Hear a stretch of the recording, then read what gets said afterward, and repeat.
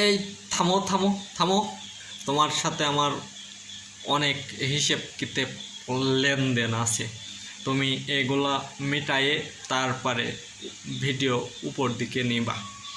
তোমার সাহস কি করে হয় তুমি বলো? তুমি আমার ভিডিও দেখো, দেখো না? দেখো, অবশ্যই দেখো, এখনও দেখছো।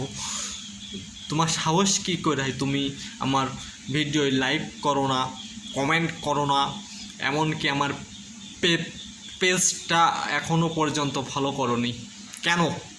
এখনই পেজটা ফলো করো আর ভিডিওয় একটা লাইক দিবা, এরপরে সুন্দর একটা কমেন্ট করবা।